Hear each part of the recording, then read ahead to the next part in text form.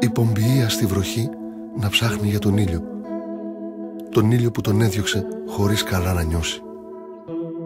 Ποια είναι η πραγματική πνοή, τι του έπρεπε να σώσει. Μα θα χαθεί το μυστικό σε λαξευμένη πέτρα, για να φωτίζει τη σπηλιά, τους τόπους και τα μέτρα.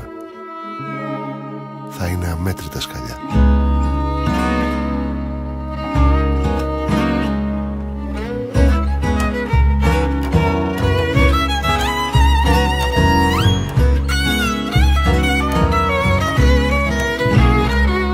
Ριχνόμαστε μες στα νερά, στου Άι Νικόλα τη θόρια, να κόβεται η τιμονιά. Σαν το σφουγγάρι στο βυθό, σαν τη μικρούλα πέτρα, δεν ακουρσέψουμε γυαλούς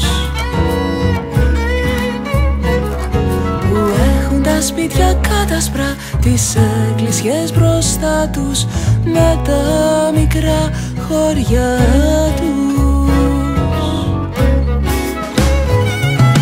Χάθηκα ταξιδεύοντας για τη φτωχή δάκη που έχει ο καθένας στην καρδιά,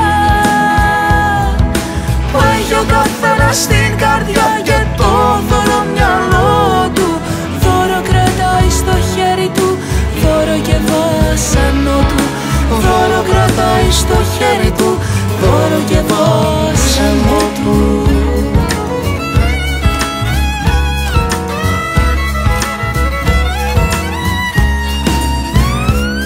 Να έχουμε μάτια κάθαρα, σαν και του Οδυσσέα που γνώρισε την αλλαγή. Την είδε μια, την είδε δυο και έκανε να φύγει, μα τον κράτησανε σχοινιά. Κρυφά βουνό ανέβηκε, ίσως και τα μαχαίρια, και σήκωσε τα χέρια. Χάθηκα ταξιδεύοντας για τη φτωχή δάκη που έχει ο καθένας στην καρδιά,